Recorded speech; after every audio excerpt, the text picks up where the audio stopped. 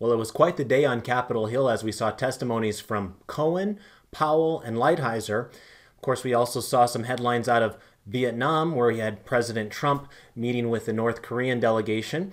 And then if that wasn't enough, we also saw some news headlines where Pakistan shot down a couple of fighter jets from India. So a lot to keep us busy from a news perspective today. I wouldn't hold it against you if you would have assumed that the stock market would be very volatile today, but that's actually not what happened. We actually had a very quiet day on the stock market. So we'll take a look at what that means for our posture. We'll take a look at what that means for various stocks out there. I did want to focus on a consumer-oriented stock. In fact, you might see it in the background on my shelves back behind me for our trade application example for today. So with that, let's go ahead and get started. Welcome to the Market Outlook video presented by MarketScholars.com. I'm your host, Brandon Van Zee. It's February 27th, 2019. First of all, if you are new, welcome aboard. Remember to go to our YouTube channel, click subscribe, and while you're there, go to our description area and sign up for our email distribution list that entitles you to receiving notifications when we post these, and also gives you a heads up on what stocks are giving you overbought and oversold cluster signals in the S&P 500. In addition to that, we're heavy users of Twitter. Make sure you're following me there. My handle is @BrandonVanZee. And if you ever see us tweeting about these Market Outlook videos, we usually pin them to the top of our timeline. Be sure to click like and retweet if you get value out of these videos. We also have a presence on Facebook. Feel free to join us at the group in the web address embedded in the logo in front of you. All right, with that, let's go ahead and dive into the charts. As you can see, I've got chart 4B pulled up here in front of us. As a reminder, these are the four major equity indices here in the United States. We've got the S&P 500 in the upper left, Dow Jones in the upper right, NASDAQ lower left, and Russell 2000 lower right. These are all 3-month charts. Each one of the candles you see is 1 day in length. Now, the background colors of the charts that you're seeing there with the pinks and the greens, they are identifying whether we have bullish or bearish posture using the intermediate term line on the market forecast indicator, which you can find on the Thinkorswim platform, which is what I'm using here, and also other TD Ameritrade-oriented products. That market outlook indicator has 3 different lines that are the major lines within it, the green, the blue, and the red. The most sensitive of those 3 is the red line. The second most sensitive is the blue line, and then the least sensitive of those 3 is the green line. Now keep in mind there is something known as the market sentiment orange line that is even less sensitive than the green line, but we don't oftentimes focus on it here in these videos because it really is for a really long period of time and it just doesn't react all that quickly. And we do know that most of the audience that watches these videos is a little bit more interested in the active trading. But nonetheless, when we look at this, what we're looking for when we're determining our posture is the positioning of the green line of that market forecast. Notice that the green line right now on the S&P 500 is up here at 93.9 and falling. Well, it doesn't matter if it's falling or rising as long as it's in that upper reversal zone. Upper reversal zone for the market forecast is 80. So at this point, not a whole lot to report there because, of course, we've been bullish for a couple of months at this point.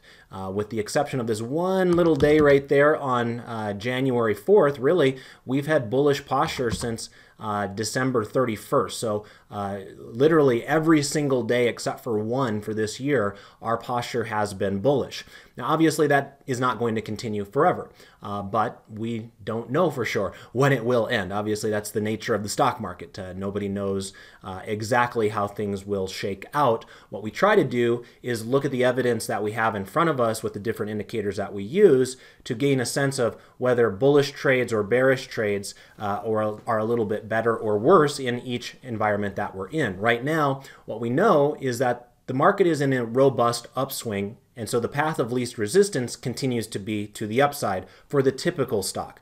Now remember, there are always exceptions to the rule. There are always going to be some stocks outperforming and some stocks underperforming. So for those of you that are practicing some of your bearish trades, you're not necessarily doing anything wrong. Remember, there are plenty of bearish setups out there as well. But from a broad perspective, market-wide, right now we continue to be in a bullish mindset. You can see that one of the things I wanted to point out, kind of addressed it in the intro as well, but look at these blue labels here. Remember, those blue labels will turn orange if we have an outsized range on today's trading.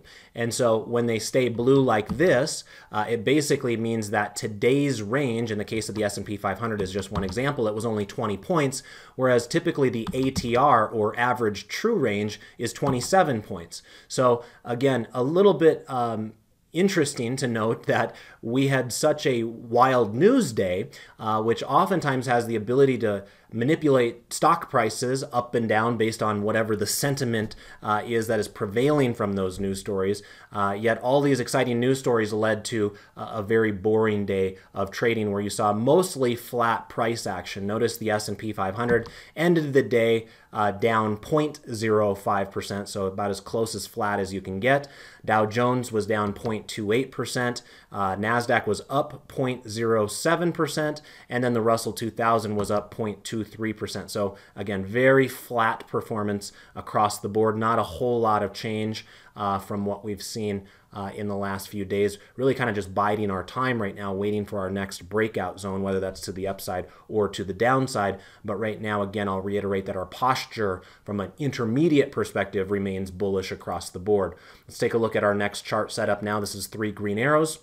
I'm not going to belabor the point since I went over a lot of this yesterday, and yesterday's video was a little bit longer. Remember, David is on vacation right now, so he has asked me to cover for him here today. So I need this video to be a little bit quicker than normal, as I don't normally do this video on Wednesdays, and I had to rearrange my schedule to a degree to fit this in. And so I'm not going to belabor the point other than let you know one of the updates here that did not happen yesterday when I reviewed this, which is we do have a red arrow on the MACD, the moving average convergence divergence histogram for the Dow Jones.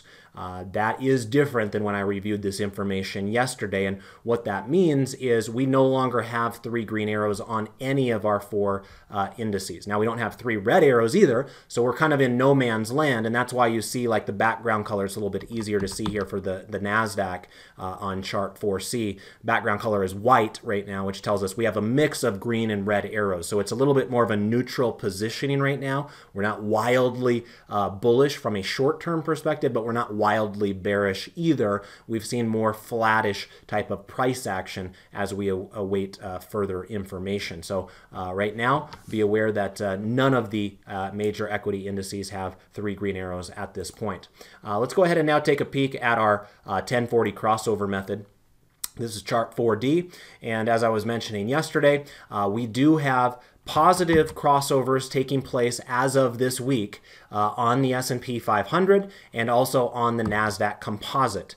And so be aware that that is new information that was not available to us last week, although I think both David and I mentioned that it was likely to occur, so you can kind of get a sense of when these things will happen just because they are not ultra sensitive, and once they kind of get into their groove, you kind of have a feeling that unless something major is about to happen, that a crossover will occur. So it was pretty obvious that the crossovers would occur even last week, but now we're getting the confirmation that that is indeed the case. Now again, I will stress today is only Wednesday, so theoretically we've got a couple of days where really big information could change this because these are weekly candle charts here, but I would not anticipate that to occur. I would anticipate that by the time Friday comes and goes, we will officially have positive crossovers locked in on the S&P 500 and on the NASDAQ composite. And remember, the Dow Jones has already been there for a couple of weeks, so that means that after this week is done, the last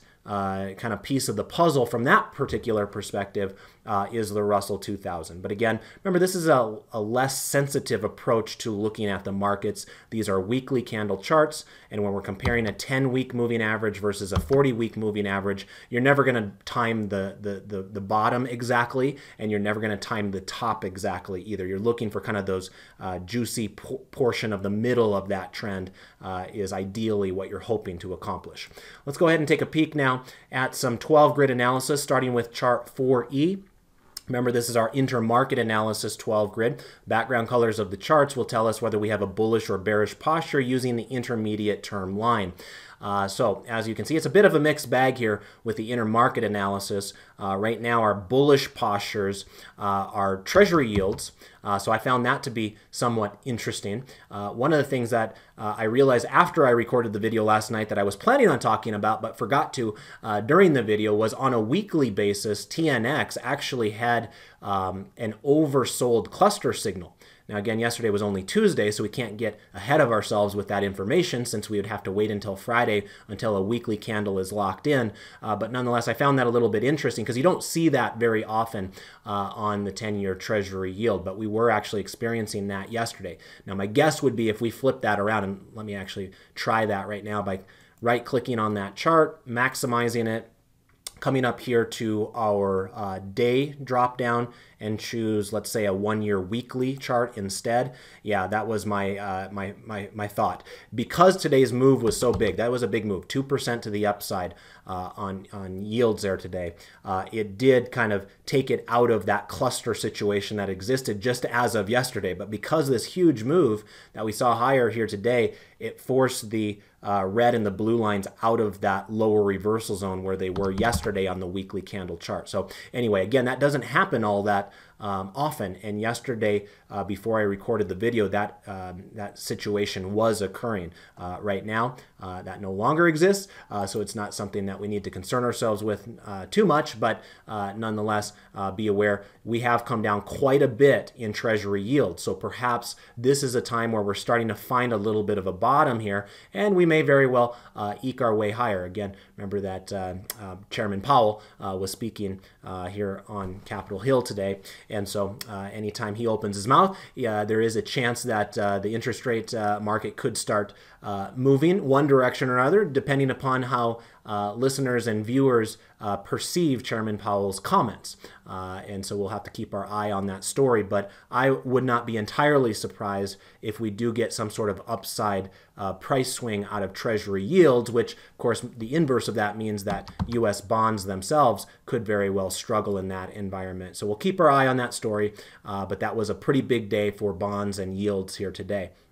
Also, be aware that I mentioned yesterday in the presentation that we may very well be due for a reversion to the mean type of a bounce on ag commodities. So let me right-click on that chart down on the lower rung, maximize that. And the reason I mentioned that yesterday was due to this oversold cluster signal. Now, unlike the TNX, it wasn't on a weekly chart. This was actually on the daily chart, which is why it probably jogged my memory to bring that up to your attention yesterday, since that is the default view for this particular chart. We look at dailies here.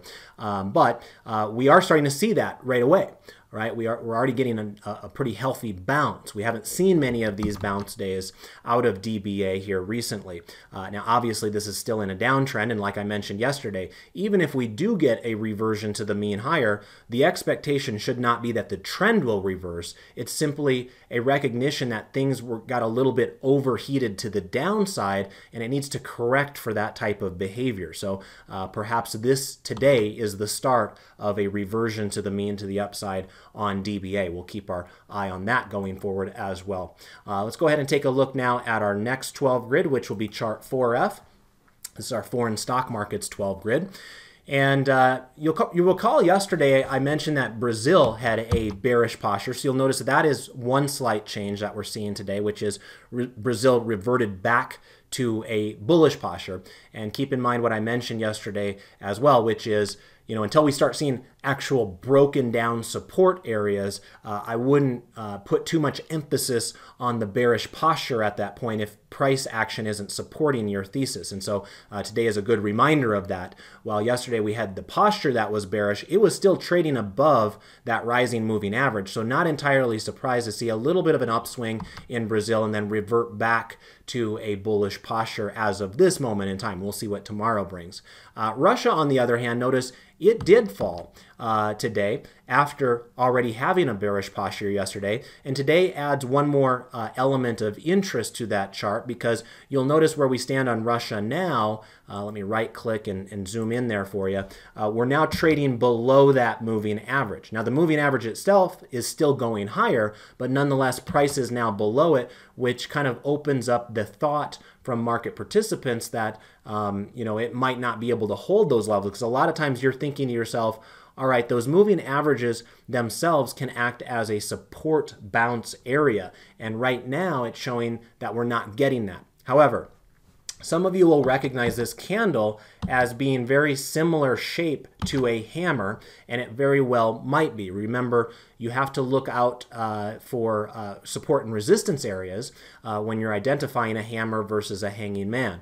This one isn't a perfect one anyway because there's a tiny little shadow at the top of that. I know it's hard to see with a visual eye right now, especially if you're watching this on a smartphone. But nonetheless, there's a tiny little hammer up there, so it's not a shadow on the top. So it's not a perfect hammer, but nonetheless, the shape gives us that impression. And if you perceive this area to be a support area, and we see a bounce higher from here on Russia, which is RSX, then we could look back and say, yeah, that was a hammer and that was a bullish sign. On the other hand, you might be looking at this differently. Remember, technical analysis to a large degree is in the eye of the beholder. And if you're looking at this chart and saying this looks to you more like it's a resistance than it is a support area, then this shape of a candle right here is a little bit closer to a hanging man. And that would actually be viewed as a bearish candle. But again, you're going to need that confirmation, seeing further price deterioration in coming days. What we do know is that right now, according to the market forecast, intermediate line there in the green, we see it falling right here. So it is considered to be bearish, and we got maybe a skosh more bearish here today after we can now see it close below that moving average. But we'll keep our eye on it and see if that changes at some point going forward. Let's now take a look at our our U.S. sectors 12 grid. This is chart 4G. And here you can see one piece of new information compared to yesterday when I reviewed it, which is energy now has a bearish posture according to the market forecast. Now, again, like I mentioned with Brazil yesterday, be careful going too overboard with that philosophy. Just because you have a bearish posture doesn't necessarily guarantee there's going to be some huge bearish move. A lot of time what you're trying to do is use the information you have from a lot of different technical indicators to formulate your opinion. Right now, it's certainly relevant to consider the fact that both of these, whether it's communications or energy, they're both trading above rising moving averages. So it is true their intermediate lines are falling, and so we have those bearish postures, but price action hasn't deteriorated dramatically yet. So it's just something to watch out for, not necessarily something that you need to take action on immediately. Otherwise, you can see the rest of these charts are holding up pretty well. Even the staples, which was down a little bit here today, but nonetheless remains in that bullish mode that we see right there. I did want to bring up a couple of other things as well before we get to our trade idea. Let me come on over here to chart 4A briefly and show you that that one area that really struggled today was healthcare, in particular the health insurers. You guys will recall that yesterday we placed that bearish trade on United Health when it was trading just below that moving average. So we had no idea that this candle was going to emerge from that, but nonetheless, that is what occurred. Now, obviously, that's something that is not going to happen on a whim for a company as large as United Healthcare. Remember, it's one of the Dow Jones 30 companies out there, so it's a massive organization. There was some negative news coming out of the world of politics on health insurers and other health-related companies, and so that aided that already deteriorating trend that we identified in this video last night. So that was really interesting to note, and they weren't alone, by the way. I noticed that, for example, Humana, HUM, also had that really ugly-looking candle right there, and then I think Cigna, CI, also did. So if you're looking for bearish trade setups, it seems like the health insurers could be one place where you could locate that. One other thing I wanted to bring up in regards to previous trade ideas, some of you will recall that earlier this year, I think it was in January at one point, we placed a trade in this presentation on Box, and it was a one cancels other swing trading idea. And I do teach a swing trading class. In fact, I taught it here earlier today for those of you that were there live. Great if you missed it. Remember, all of you premium market scholars are welcome to go check out the recording that's on our website. But nonetheless, I do teach that swing trading class where we always use one cancels other orders. So we set a price target. We also have a downside stop loss area as well. And of course, we will flip-flop that for bearish trades as well. But nonetheless, that's the idea. Now keep in mind, swing trading, just like any other strategy, is not the end-all be-all. There are benefits of swing trading. There are benefits of trend trading. There are benefits of long-term investing, et cetera, et cetera.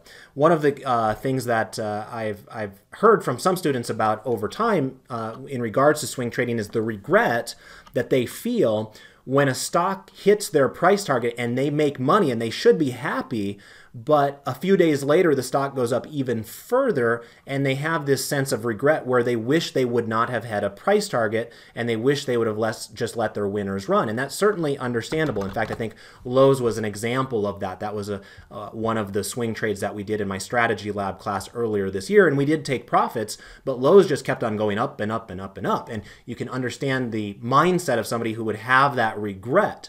However, here is the upside of using that mindset, because there's always going to be a negative way to look at a particular strategy, and there's always going to be a positive way to look at it. And Box represents an interesting example of how we can look at that swing trading mentality from a positive perspective. This was a stock that we traded in the Market Outlook video earlier this year. In fact, let me do this. I think there's a way that if I come up here, yeah, let me click on Show Trades, apply that. There we go. Perfect. So you can see that we actually bought this back on January 25th. And then we liquidated it up here on February 19th. It was a nice run for us. We bought it at $20 and we sold it at almost $25. Now, the reason I'm bringing this up is the stock caught my attention after hours today because it reported earnings. I had kind of forgotten about it, quite frankly, but I saw it scrolling across CNBC and noticed they reported earnings here. So I checked in on it, and you'll notice Box after hours at this exact moment in time, and granted this can change by the time the stock market opens tomorrow, but as of this moment in time, the last traded price on Box was $19.20. Yes, that is accurate. This stock closed at almost $25 and is now trading at $19. That is a massive percentage decline for this company. So this is the other side. While there will be times when you're swing trading and you take profits and you regret it because the stock just keeps on going up and up and up without you beyond your price target, there will be other times like this where it works to your benefit, where we're thanking our lucky stars we got out of this thing at our upside price target at $24.66, because when this stock opens tomorrow, it's probably going to open way down here right back to where we bought it in the first place. So we would have given back all of our gains had we not taken them along the way through the usage of that one cancels other swing trading order that I highlighted back in that video. Okay, so with that out of the way, let's now get to today's trade application. And I hinted at it in the intro. It's going to be on Coca-Cola, which is a company that I tend to be fond of, not only from a consumer perspective, but just I like watching it in the stock market because I like seeing the consumer staples area dominate the dividend aristocrat list. Coca-Cola just raised their dividend here within the last couple of weeks, and it has more than 50 years in a row of dividend increases, which is quite the impressive streak. It's also a big holding, of course, of Warren Buffett, and so it's also a well-known brand across the globe. So it's kind of a fun stock to talk about. Well, I don't talk about it a lot during these Market Outlook videos because this video is directed a little bit more towards the active trader, and Coca-Cola is more in alignment with what I kind of preach in my dividend growth investing classes that I teach for my premium students on Tuesdays. Well, today gave me an excuse to talk about Coca-Cola here in the Market Outlook video, and the reason for that is this. There was a trade setup that is specific to the market forecast, which of course is our kind of go-to indicator in this video, that existed as of yesterday's close. And as you can see, that was the cluster. Some of you might have even noticed that because I remember putting it in the email that I sent out to you guys in the notification yesterday when I sent out the video information. Remember, at the bottom of those emails is where you find those overbought and oversold cluster signals. So I even noticed it yesterday. Coca-Cola was on the list for an oversold cluster signal. And it's pretty rare for Coca-Cola. In fact, on this 3-month chart, you can see the only other time we had one was over here. That's those green dots. And again, to catch everybody up to speed, that's where we have all of our 3 colored lines, the blue, the green, and the red, in the lower reversal zone on the same day. And our ThinkScript will plot those dots on there to kind of draw our eye to it. Now, what I want to stress is not just what happened over the last 3 months, but Coca-Cola has been notorious for finding a bottom around the oversold cluster signals for years. In fact, let me do this. I'm going to come into the time frame right up here, and I'm going to go to 5-year daily candle chart and click OK. And I will show you. I know this is kind of scrunched up, so I get it. But nonetheless, notice that as we go back over the last 5 years, and as your eye is drawn to these areas where we have these green dots, that typically spells an area of at least short-term support for Coca-Cola. Now, it doesn't always hold, but generally speaking, if you think about it in terms of when you get a oversold cluster signal on a daily candle chart on Coca-Cola, is the stock higher or lower 1 month later? More times, way more times, probably to the tune of 80% of the times on this 5-year chart here, the stock is higher than where it was when it gave you that oversold cluster signal 1 month later. And so that would be setting up the mind frame of somebody who would maybe be in an options trade for about a month's worth of time, like oftentimes we are with the trade examples we highlight during these videos. So that is where we find ourselves right now, asking ourselves, okay, is Coca-Cola about ready to find a short-term bottom now that we have this oversold cluster signal in place, just like it did back here, and just like it did back here, and back here, and back here, etc., etc., etc. So what I thought we would do here today is come over here to the Trade tab and sell a put on Coca-Cola, which is a bullish trade idea. And we typically will sell out of the money puts and have a mindset where we're willing to take ownership of the stock. Oh, one other thing I should show you, by the way, is if I bring up a different chart from a longer term perspective. Let me bring up chart 3A, which is the dividend stair-step chart that I use for my DGI class. If we pull up Coca-Cola, notice that Coca-Cola is also trading below this orange line over here. And when it does that, it's typically viewed as an attractive investment for the long term as well. So it's basically saying that this yield right now of 3.5% is more attractive than its typical yield that's a little bit closer on average on the high yield side of 3% even. So that would be maybe another reason why somebody with a longer term mentality towards Coca-Cola would be interested in a trade like this. Now, we do have a position in this particular paper money account already. This was established a long time ago, way back in 2014, but nonetheless, be aware that we're not going to go overboard with this idea. We're only going to sell one contract. The downside of selling puts on Coca-Cola is probably obvious to most of you that have been around the options market before, but if you haven't been, let me just also identify that for you. Its implied volatility is incredibly low. So the downside of selling puts on a very perceived to be safe company like Coca-Cola is that you don't get a lot of juice. So admittedly, this trade idea will not be right for all of you. Some of you need to get a lot more juice when you're selling the puts.